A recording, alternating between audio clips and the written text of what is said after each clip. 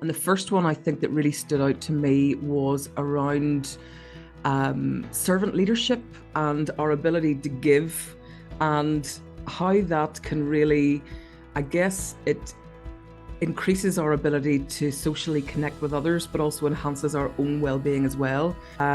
Richard, again, he talked about that, emphasizing putting others before we think about ourselves. He encouraged all of us to shift our focus to giving, and when our value is on giving, and what we're talking about simply in terms of giving our time, our attention, our focus, and our resources, then money becomes the result. Now, he probably used the term servant leadership more, which I think is very much aligned. He said the moment he stopped thinking about himself and prioritized thinking about others was whenever things started to accelerate. So it came through time and time again.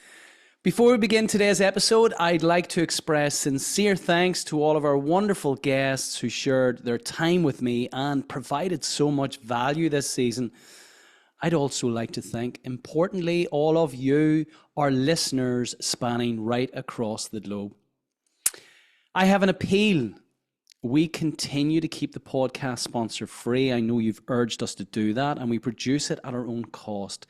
So if you haven't already hit the subscribe button, please take 10 seconds now to do that, as it really helps the show and the quality of guests we continue to attract. As ever, a huge thanks for all of the really positive feedback and engagement on social media, especially LinkedIn. And if you're enjoying the podcast, why not subscribe to our ScaleX Insider 321 newsletter, where each week we provide you with 3 timeless takeaways, 2 inspirational quotes, and 1 reflection question to support your scaling psyche. Now, without further ado, drum roll please. Claire, you're very welcome to the ScaleX Insider podcast.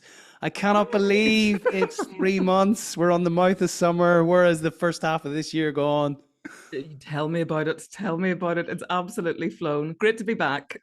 Well, it's great to have you back. And I know you've been celebrating a wonderful birthday this morning. Not your birthday, but your mum's 80th birthday. And a big part of this season, I feel, was the message about enjoying the journey. It's not about the destination. It's about the ride to get there and to reach 80 years on this planet. My birthday congrats to your mum. That is very kind. Happy birthday, June, if you're listening. Happy birthday, June, in the lovely month of June. Claire, I'm going to kick off as I always do. This season was a longer season, deliberately so, because we had such wonderful guests that I felt that we should release these episodes within this season and not wait until the next season, which will be a health and well-being focus season 13. Wow. What were your reflections from season 12? Well, first of all, I can't believe that you're about to record season 13. That's quite amazing. But season 12 was another terrific season. I think you struck a really nice blend of people giving great practical advice, coupled with those inspirational stories, which I think really helps to bring all of our learning to life. I really enjoyed so many of the episodes. Alexandra Watkins, her episode on how to build a really powerful brand gives some really good practical tips. And one in particular that also stood out for me was Christina, when she talked about the OKRs, the objectives and key results. And as you well know, I'm steeped in that world at the moment. I have been for the last 3 months, because a big part of our own program is going out to help our participants implement OKRs into their own business. So I got an awful lot from that. Jean Olwang, I loved her episode on partnering. Partnering tends to be, I think, one of those subjects that you just simply hear less about. And she made so much sense. I love the fact that she uses the term partnering as an active verb. I thought she gave us wonderful advice as partners. And thanks for all the kind words you shared on the episode. And finally, I know I'm not supposed to have favorites, but there was two that jumped out to me. Obviously, our chum, Owen Klusky, who is a past participant of the ScaleX Accelerator program. First of all, it was an absolute pleasure to listen to Owen talking. He's just great. He's a great communicator, but he's doing so much, apart from the fact that they're creating so much great food down in Bread 41, the work that they're doing in the community, the work that they are doing to run a sustainable business, and actually the work that they're doing to change the face of a career within hospitality. You know, everything that they do, everything that sits at their very core of being is all about caring. And they just have a wonderful culture down there in Bread 41. And him and Stephen McKenna are both great guys, and they're doing a brilliant job down there in Bread 41. So it was brilliant that you got an opportunity to interview him. And the last point I want to make is that you called it out. Another one of my favorites was simply Richard Whaleman, who talked about how we can enhance the customer's experience. Obviously, being a very strong red, he spoke my language when he talked about our ability to be thoughtful and kind and caring and empathetic to our customers. Just gives us the opportunity to connect and communicate with our customers, which allows us to operate in a whole new level.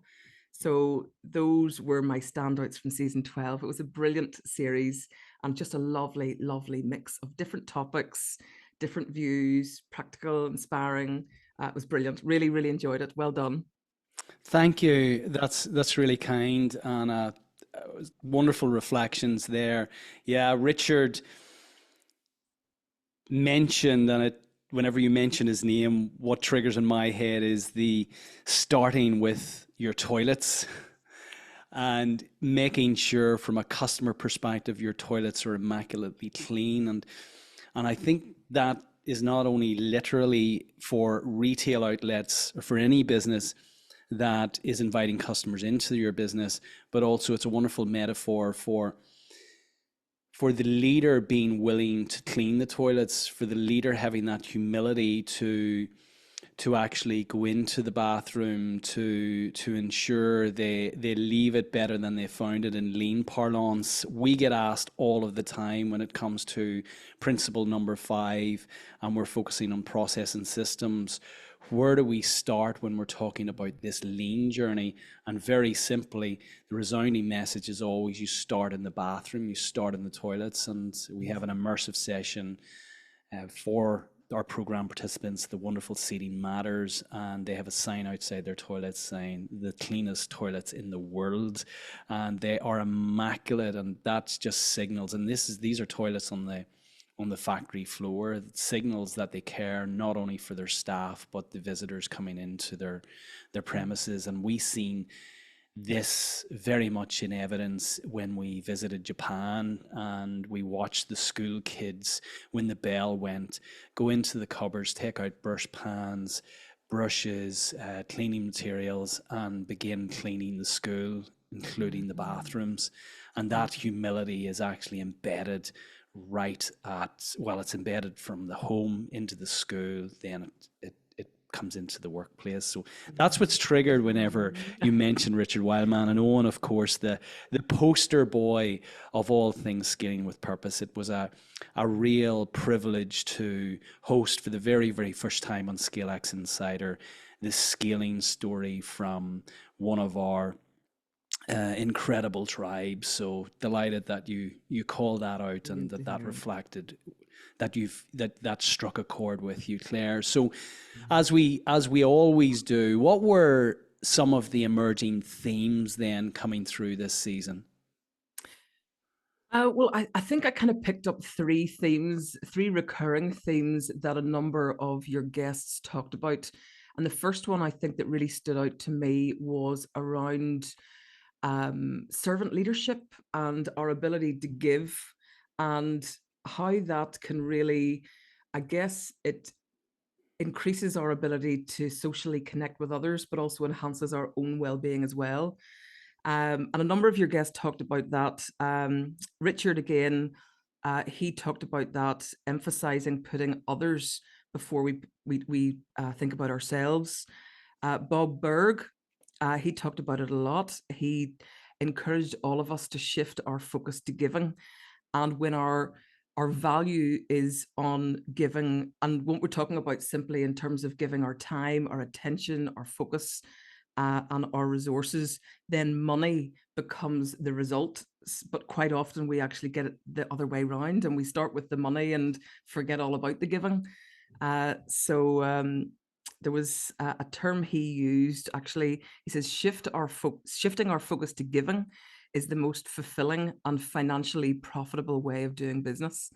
So Jason Lippert also talked about it as well. Now, he probably used the term servant leadership more, which I think is very much aligned, but he talked about, obviously, he grew the business from $80 million to $5 billion over the 3 decades that he led the business.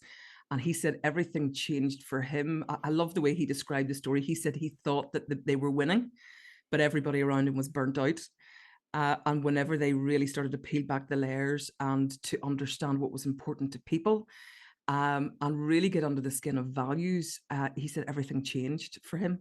So again, really loved that. He said the moment he stopped thinking about himself and prioritized thinking about others was whenever things started to accelerate. So it came through time and time again. But so I think that was really a strong theme. Yeah, I love the Bob Berg Go Giver series, and of course he enshrines the essence of giving in his 5 laws of stratospheric success in his Go Giver book, and I encourage everyone to go out and grab a copy of that. It's a little fable and capturing what's really important in the context of business, and it's one of those laws of the universe, the karmic laws of the universe. The more you put out there in terms of positive giving, the more you get back, and I've seen that time and time and time again. So it's often lost in the context of business, because business is so imbued and so embellished with military terms that this notion of giving is lost. But ultimately, when we bring it right back, the essence of business is actually about giving. It's about giving value. It's about supporting your customers, your clients, with solving a solution.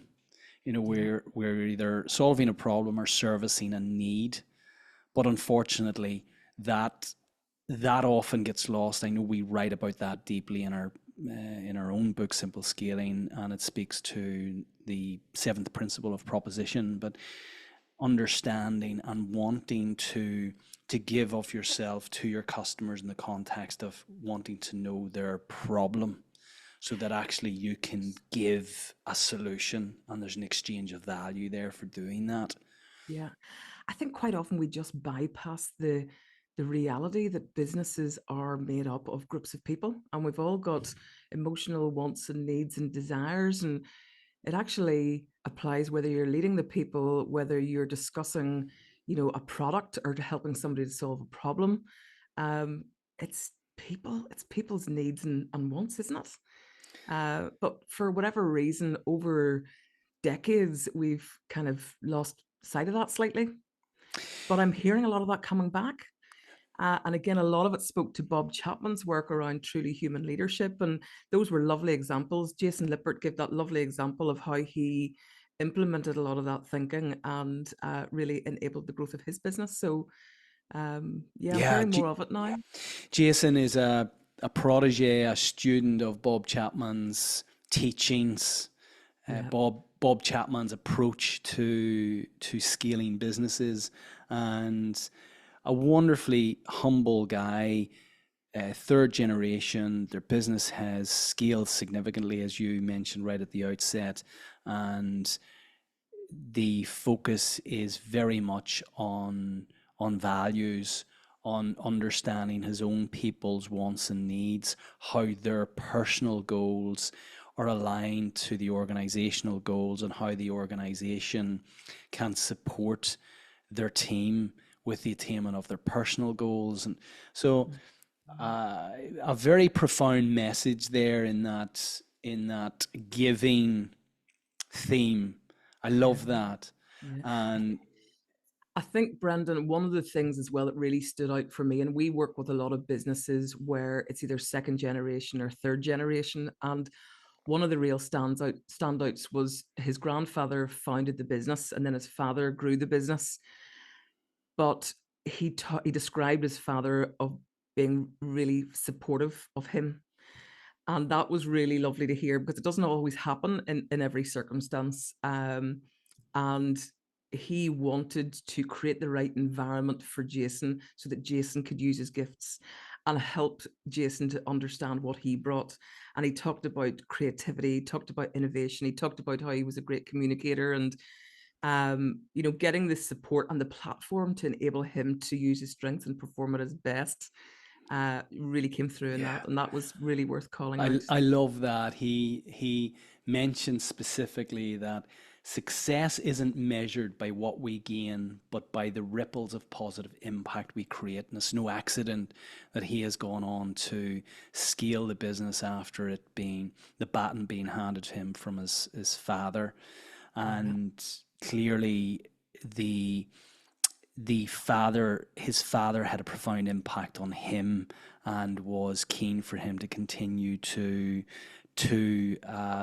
accelerate the ripple making, the positive ripple making. So, and back to values again, and the notion of ripple effect is the ripple effect of putting values out there can be profound, and too often we see it within businesses. Values are laminated on walls, but they're not actually lived by the leaders within the business. So, yeah, yeah. Claire, what other themes? Another theme for me that came through very strongly was all around the concept of collaboration as opposed to competition. And we know this because we are both big fans of the wonderful Margaret Heffernan.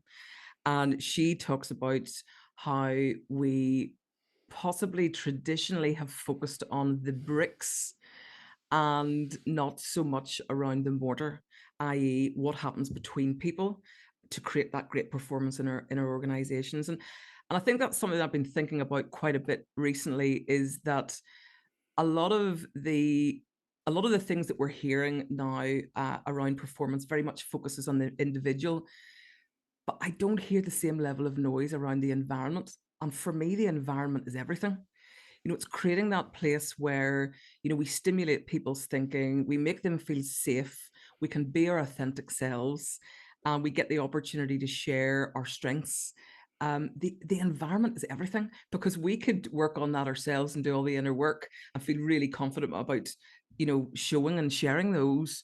But unless we've got the right environment that can really make use of those, it's Yeah. lost, isn't it? Yeah, it was James Clear who said, I believe it was James Clear, or he may have been quoting someone else, but environment is the invisible hand which shapes human behavior.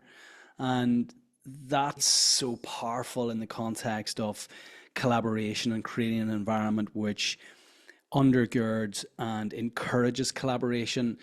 But in your experience, Claire, so we've gone through school, we go through school, 7 years primary school, 7 years of secondary school, 14 years. Then if we go on to university, it's maybe another 3, 4, 5 years. So all of a sudden we've racked up 18, 19, 20 years of a schooling environment. Now, my recollection of school is one where it was about your score, it was about the arm around your test paper, it was about ensuring no one else saw it.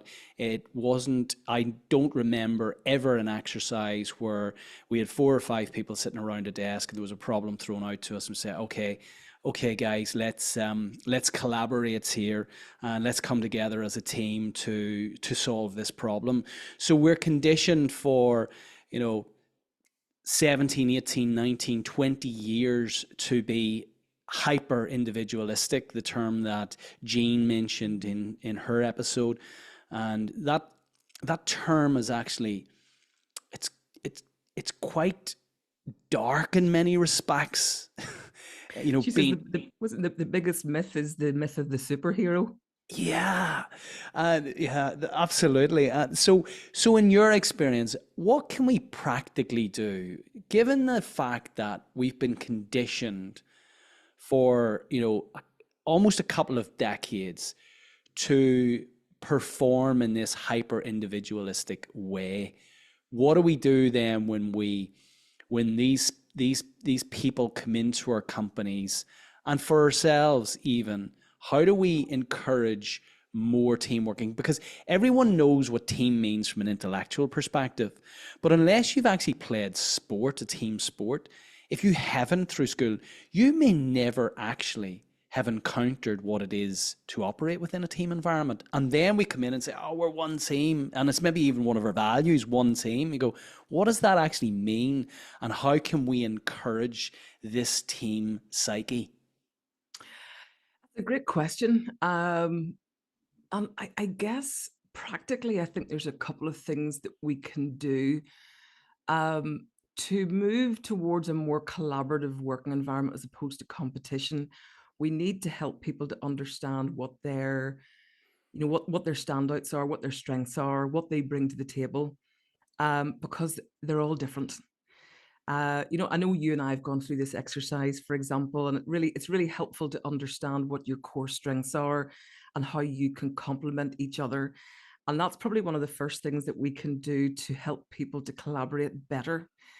I think as well, putting people in situations where they need to learn how to work with other team members. I guess we've all had experience where we've been working in an organization. I know I've recruited plenty of them, but you bring these prima donnas in because you think that they're going to have such an impact on the growth of your company. And actually, it doesn't work because they're not able to integrate into the team. And actually, not only do they not perform because they don't have the support and the resources that they need, but culture slightly damaged and performance dips because everybody's distracted. So giving people circumstances, I guess, and maybe creating those little teams where people can work on a specific project and learn a little bit about how to work with each other. But I think maybe on a little bit of a higher perspective as well, one of your previous guests mentioned it about incentivizing people to work together in teams. We're all programmed different ways. And one of the great things, we have a little tool that we would use around profiling to help people to understand how they think about things, how they approach problems, and how it might be different from the other ways that other people do it. And there's no right or wrong, but actually learning about the value of how you approach problems, but actually learning about how other people might do it as well. So giving you that lovely element of self-awareness, but giving you also awareness of how other people typically approach situations. And again, I always ask permission because we well know that if you've got a strength and you overplay the strength, it can work against you. So I always ask permission to share with people what their overused strengths are, which always gives them a little bit of a laugh. But I think because they can typically see it in each other as well. But yeah, it's a lot about understanding ourselves, isn't it? And a lot about understanding our, that social awareness. Yeah. Um, You've said the word awareness a number of times now, and I feel that's the key to all of this, to developing a scaling psyche, to creating an inspiring vision, to articulating your purpose, to really examine why you're doing what you're doing, you know, really unpacking those reasons as to why your company actually exists.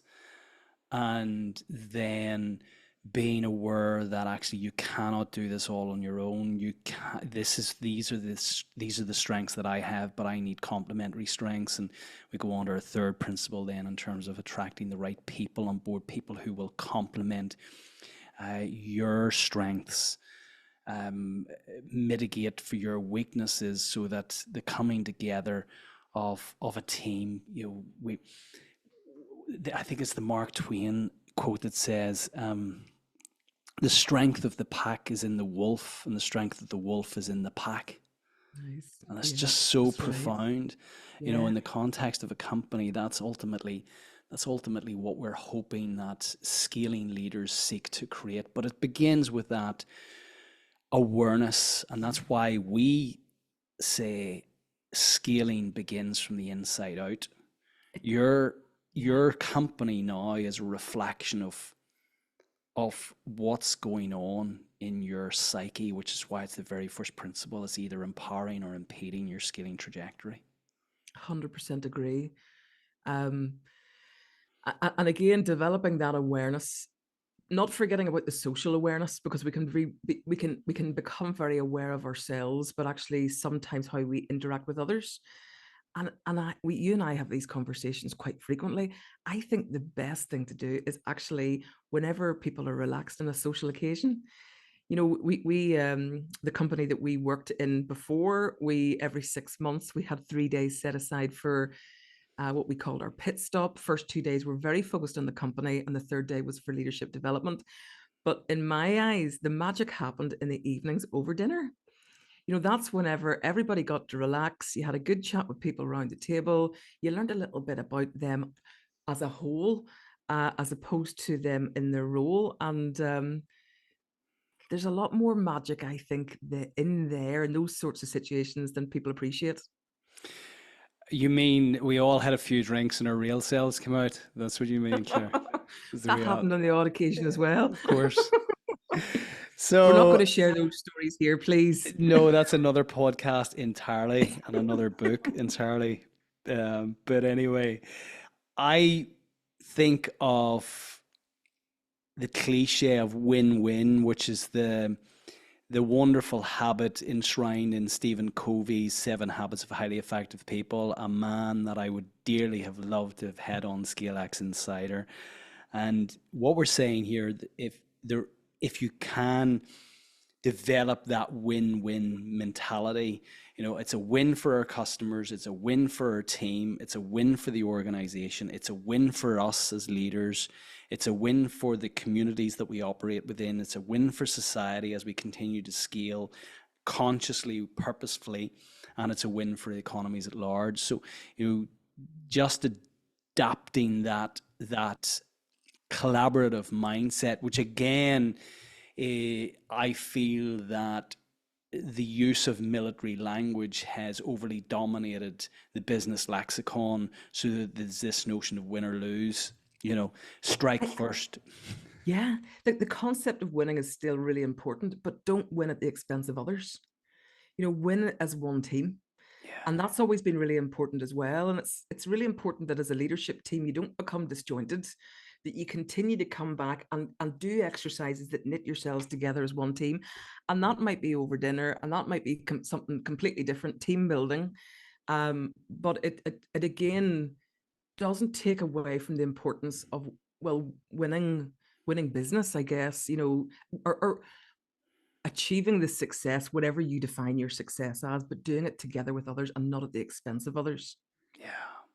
So the theme of giving to ultimately get, the theme of collaboration, of partnering. What Mm-hmm. was the third theme that emerged for you? The third theme for me that came through was around authenticity. And I think sometimes we can get caught up in these societal norms that sometimes we start to lose our sense of self. And Christina Wadke, she talked about it. And again, I kind of think vulnerability and authenticity go hand in hand. And there was something actually that Bob Berg said that I want to highlight. But Christina talked about, be wrong in public the odd time and show that vulnerability so that people can remember that we're all human. I think she used the term that evil robots. We're not evil robots. So showing up as ourselves. Bob Berg, he talked about, when we show up as ourselves day after day, people feel comfortable with you and safe because people like to know what they're getting. But I think the bit that I really tuned into, and we see this quite often now, and most of us are on social media.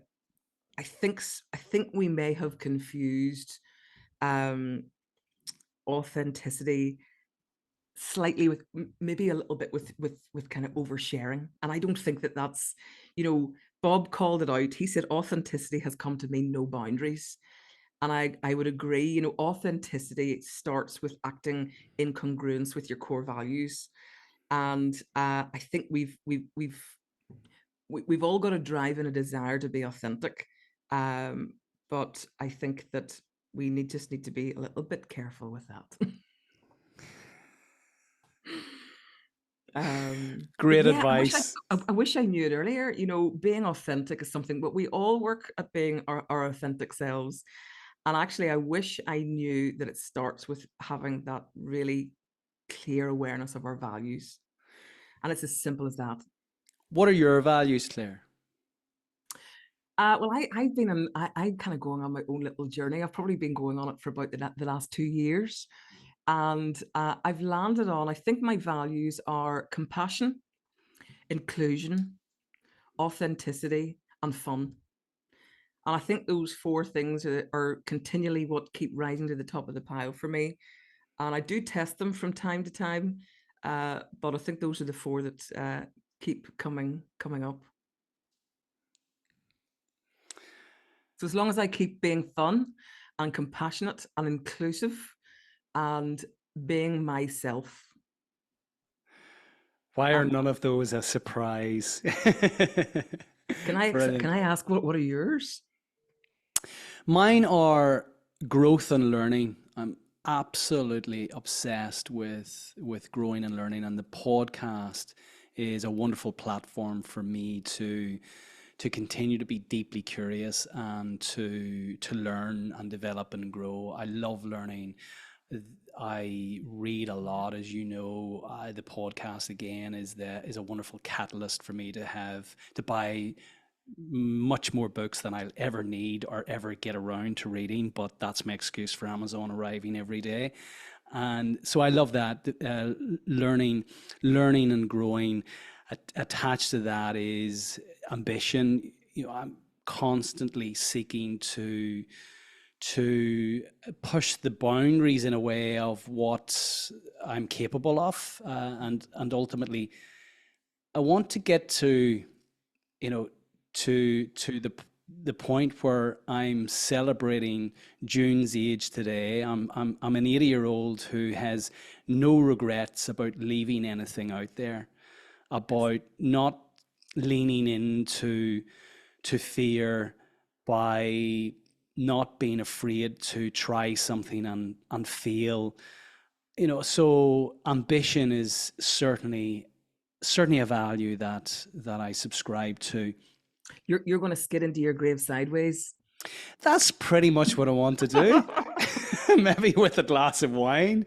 Uh, I've just finished the last drop as I'm skidding in there, but I say that jokingly because, of course, I mean a glass of wine in a blue zones mentality that it's purely for Yeah, medicinal yeah. purposes. So the third value that I have is one around health and well-being, Yeah. and I value my health as the enabler to everything else.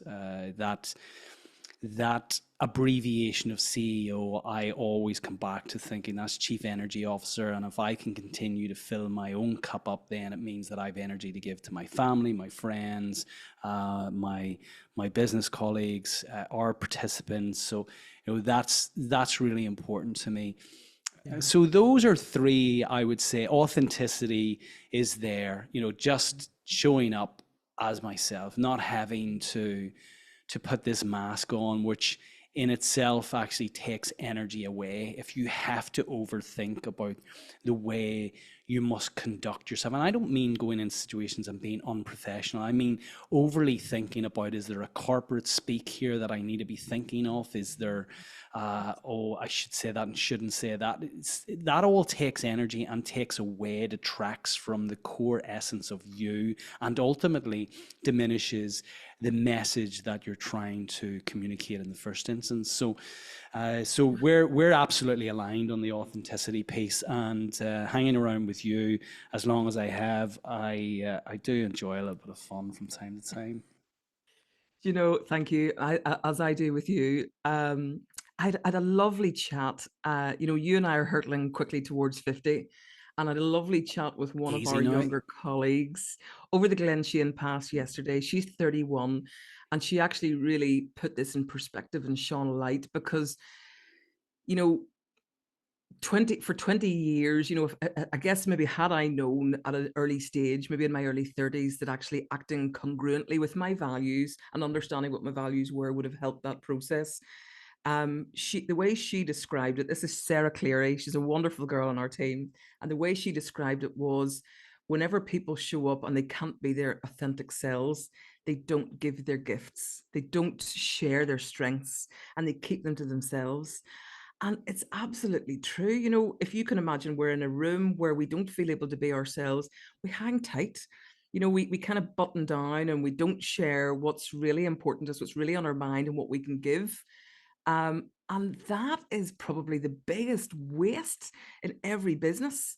So if we're not doing things where we can help people to show up as themselves, embrace diversity, create the environments where people can feel safe to speak up, think of that, what we're wasting with every single person around the table. It's awful, Oh, that's so profound.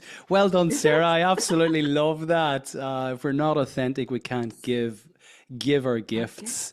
And She's so ultimately, wise. in all of this, and we come to the 10th principle of the ScaleX 10 principle framework, positive growth culture, back to the environment as the invisible hand which shapes human behavior. Ultimately, as leaders, we want to create environments which are conducive and support our team members to give their gifts. Love that. Back to the giving theme again. Claire, what messages really landed with you? What when you reflect back on this season in 3 months' time, and we mention one of the guest names, is there anything that was particularly profound for you and that stood out? Is a maybe new way of thinking about something? Is a new way of approaching something from a scaling perspective? Anything? There was two, to be honest. One was shared by Miranda Levers. I loved her talk. She called out lots of great stuff, lots of really thought-provoking bits. The example she gave about treating everybody as you'd want to be treated yourself, but yet really looking practically. And she used the example of having the benefits. Instead of having various layers of benefits depending on your seniority. Why, if you want to be treat everybody like you treat themselves. That wasn't the message that spoke to me loudly, though. I just loved the way that she described the transition. She called it a transition of energy whenever you go from the startup phase to the scale up phase. And we very much promote the message and try to get the point across that a scale up is not a big startup. So she talked about, the energy of the founder, the hustle, the experimentation phase. But how, whenever you grow up into a scale up, that you're looking for those regular drum beats, the consistency, the system, the things that are going to happen on a consistent basis. And I love the way she described that. And she called out, all of the things that we're constantly innovating whenever we're starting up. She said, you only get the value from that whenever you get them over the line. And she said, instead of moving 25 things forward, stop tinkering, put them in a glass case and focus on getting those few things over the line. She just made so much sense. I loved her message. I love that, the way that she described that, the regular drumbeat. We talk about meeting cadence. So and also taking the stairs, that's kind of those regular drum beats, as opposed to the creation of those unicorns that are going to get a lucky break perhaps and go all the way to the top floor overnight. Yeah, um incredibly, of course, Thinkific became a unicorn. And for all those listening, it wasn't that it was turning over billions and billions of dollars.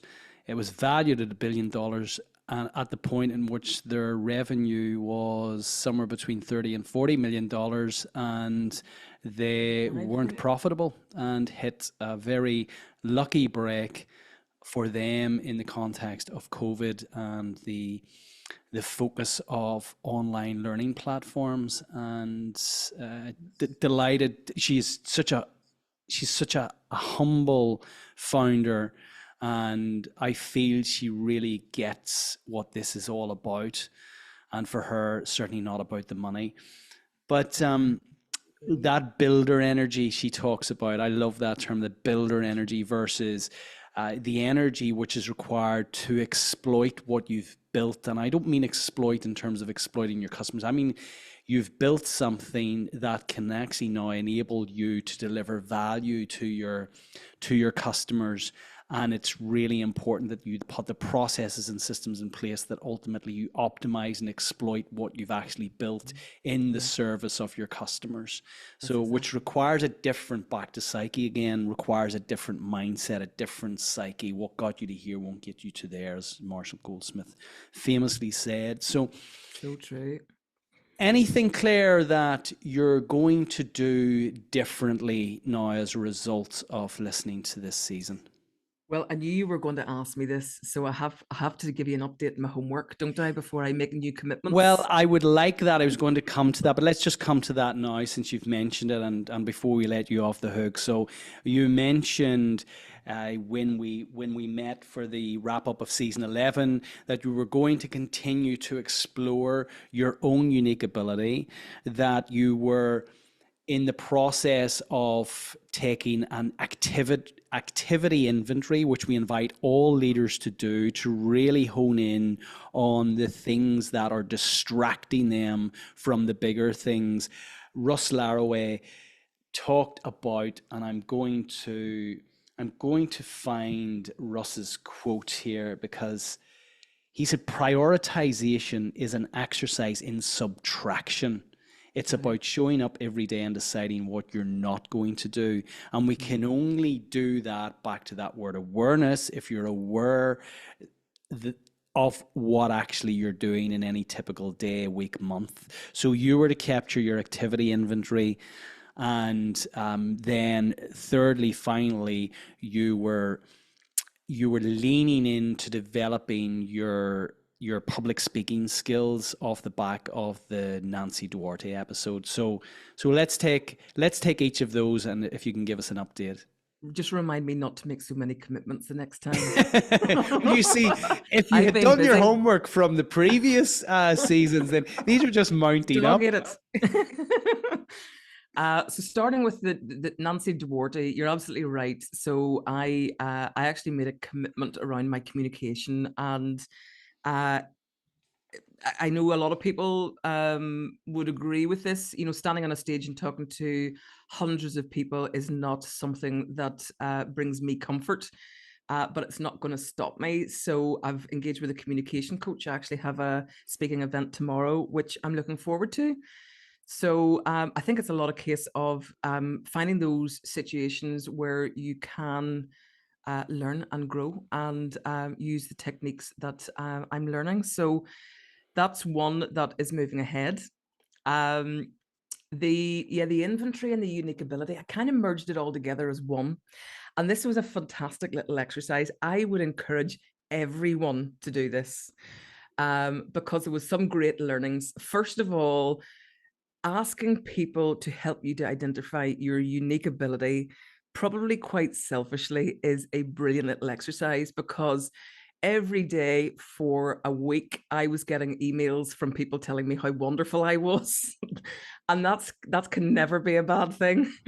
But exploring my unique ability was great. I selected 8 people, some maybe participants from our program, yourself, some colleagues. I engaged, I have a coach, the wonderful Caroline McKenna gave me input as well to help me to identify my unique ability.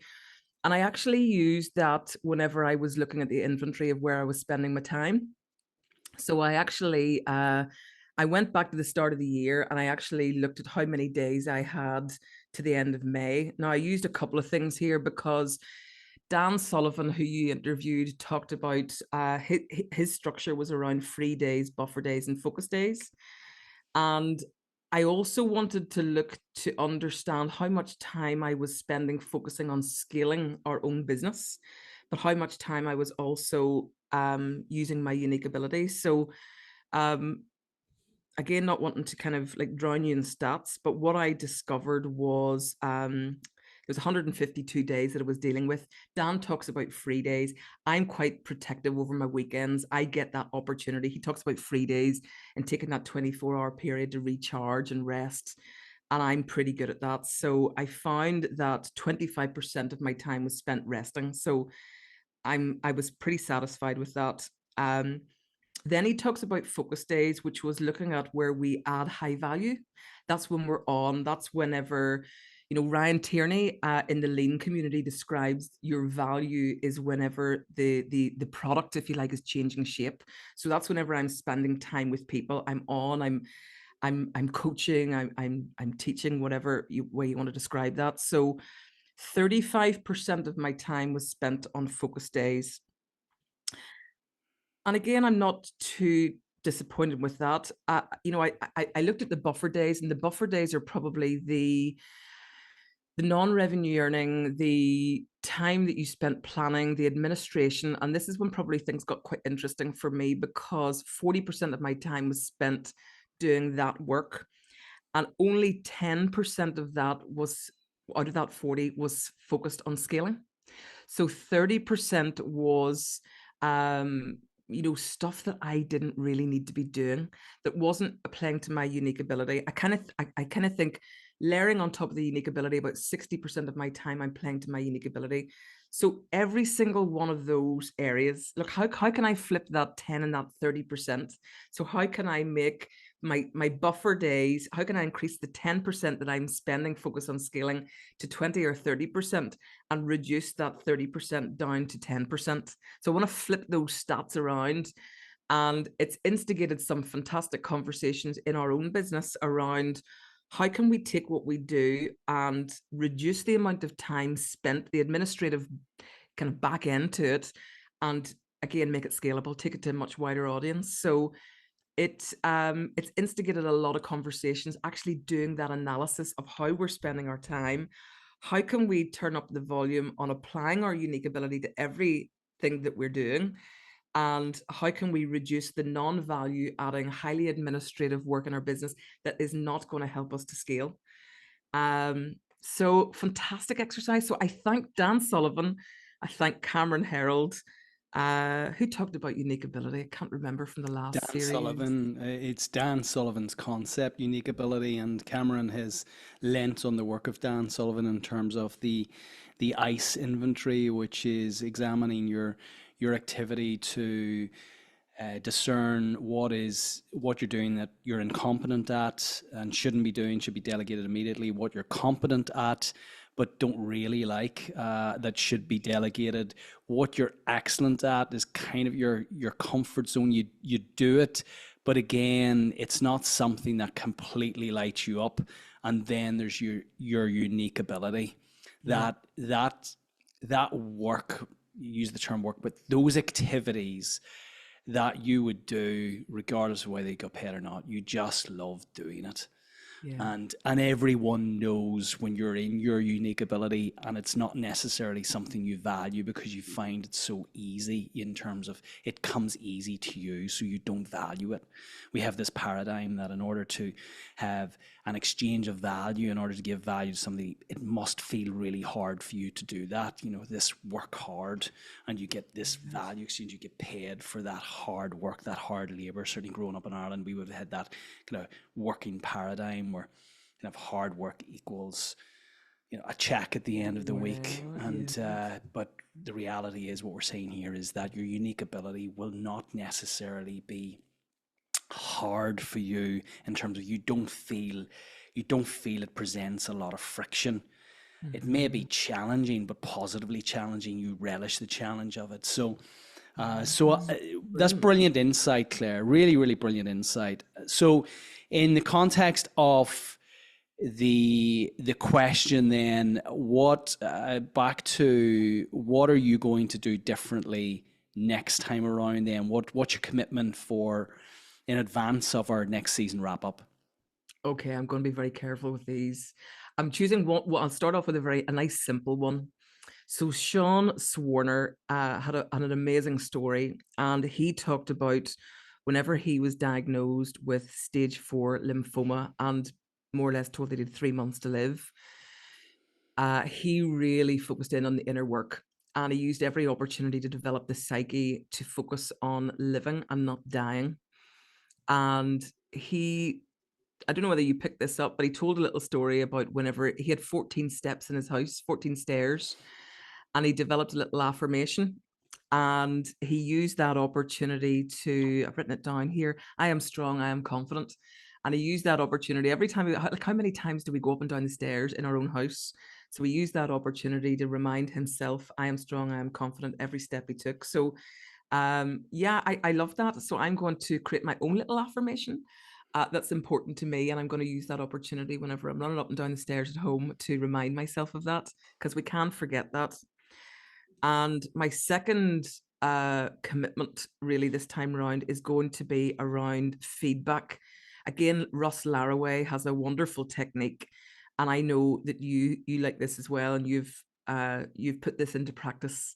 But whenever we're sharing feedback, and we can all get better at feedback, but whenever we're sharing feedback with somebody, to tell them 5 things that they should continue and 1 thing that they can improve.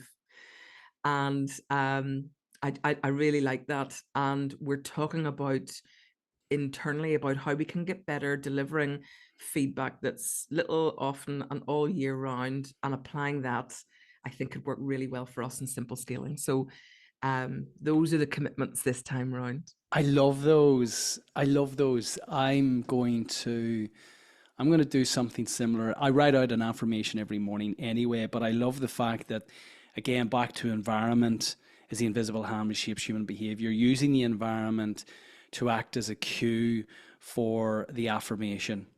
And we know now the science behind affirmations. Ultimately, your body will reflect what you're telling it. And we speak loudly to this in our own program in terms of being very careful with your language. You know, where we have this syndrome in Northern Ireland, the not too bad syndrome, the double negative, where we're all on a scale of badness, but just happens today we're not too bad. Love that. So being really, really careful with our language and having a cue within the environment to signal that affirmation. I love that. And that's really, really positive. So Claire, in closing then, what were your 3 favorite takeaways this season? Okay, so I did a little bit of a blend. They didn't necessarily fit into the category of the timeless takeaways, but I picked up my personal 3 best takeaways. First one is attributed to Bob Berg, and he talked about embracing the truth so that we can live within it. So I really like that, to be as true to ourselves as possible and to live within the truth. And he talked about whenever we identify and accept the truth, we have the humility to accept it, we can grow, mature, and learn from our mistakes. So love that one. That's number 1 from Bob. Second one is from Christina. She talked about don't blindly ignore that you can't do everything at once. And if you're going to do something huge, you need to pace it. So she had a lovely little phrase she used: pace it so you can make it. And keep pace together as one team, which we've already spoken about, which is really important. So pace it so you can make it. Love that. I'm going to use that myself. And the last one then is attributed to Scott DeMullen. And it's a quote that he shared actually by a gentleman called Eric Hoffer. And he said, in times of change, the learners will inherit the earth, while the learned will find themselves beautifully equipped to live in a world that no longer exists. And that was him speaking to our ability to keep learning, stay curious, stay coachable, and stay committed. So those are my top 3. Brilliant. What a lovely way to end. What a lovely message. Stay curious, stay coachable, and stay committed. Claire, I really value your commitment to this wrap-up episode. I really appreciate and value your insight and reflections, and you always amplify for me messages and themes and reflections that I didn't necessarily see at the time whenever I was hosting the interview. So I really, really appreciate that.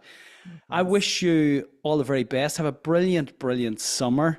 You too. And we will meet again in the autumn for the wrap up of what is shaping up to be an incredible season. We have amazing guests. I know we say that every season, but I'm so, so excited to bring season 13 to all of our wonderful listeners. So, Claire, as ever, thank you for your time, your energy, your wonderful insight, and your wisdom. Take care. Thank you so much. You too.